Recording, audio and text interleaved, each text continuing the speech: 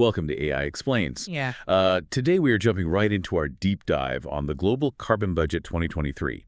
And honestly, to make this super easy to picture, just imagine you are looking at a giant bathtub. Right, yeah.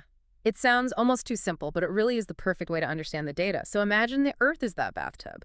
The water pouring in from the faucet, that is the carbon dioxide we release. And the drain is nature trying to let that water out. Exactly. So our mission for this deep dive is basically to find out if the tub is about to overflow. We are looking at the report to see how much water we added last year and what our allowance is. So let's look at the faucet first. Is the water pressure going up? Unfortunately, yes. The report calls this fossil CO2 emissions. And in 2023, we didn't turn the tap down. We actually opened it up wider. Emissions went up by 1.1% compared to 2022. Wow. So we are pouring water in even faster. Where's all this extra water coming from? Mostly the big three: coal, oil, and gas. They all increased. But the interesting thing is that not everyone is turning the handle the exact same way. Like, the United States and the European Union actually managed to turn their emissions down a bit. Oh, okay. But the total still went up globally. Right, because at the same time, emissions in China and India increased. And on top of that, we saw a huge surge from planes and ships. Oh, right. I saw that in the notes. The international aviation and shipping sector. Yeah, exactly. Yeah. Basically, travel restrictions ended and everyone started flying again. So emissions from those sectors jumped up nearly 12%. The faucet is just running hard. That makes sense. And there is another way we're adding carbon, right? Land use change, which is basically like dumping extra buckets of water straight into the tub manually. That is a great way to picture it. It is mostly deforestation. When we cut down forests, we release all the carbon that was stored in those trees. We do replant some trees, which helps offset it a little, but overall, we are still adding to the mess.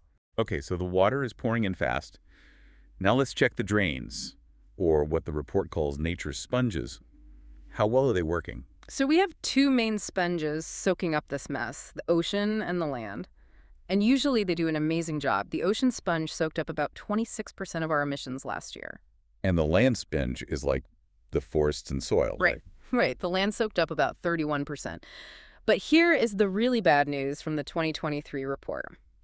The land sponge got a little clogged. Clogged, like it couldn't absorb as much. Yeah, it got thirsty. There was a weather pattern you've probably heard of called El Niño. It made massive places like the Amazon much hotter and drier than normal. And when trees get heat stressed, they basically just stop eating carbon. That is incredibly scary. We turned up the faucet, and the drain actually slowed down at the exact same time. Exactly. And because the sponges couldn't catch everything, the rest just overflows into the air.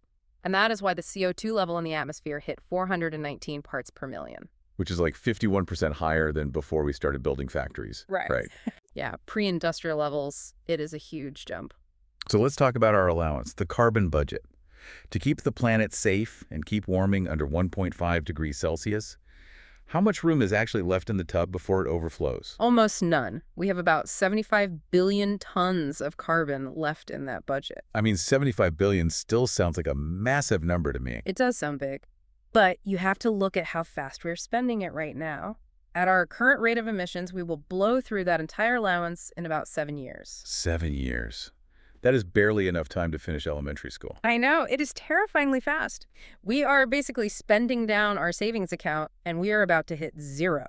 So just to recap this whole bathtub situation for you. We're running the water faster, the drain is struggling because the plant is getting too hot, and the tub is practically full. That is exactly the situation. The margin for error is completely gone. It really changes how you look at things. We always assume nature will just clean up after us, but 2023 proved that nature gets exhausted too. And that leads to the really big question I want you to walk away with today. We rely on the land and ocean sponges to hide half of our pollution. If climate change actually breaks those sponges, where does all that extra carbon go?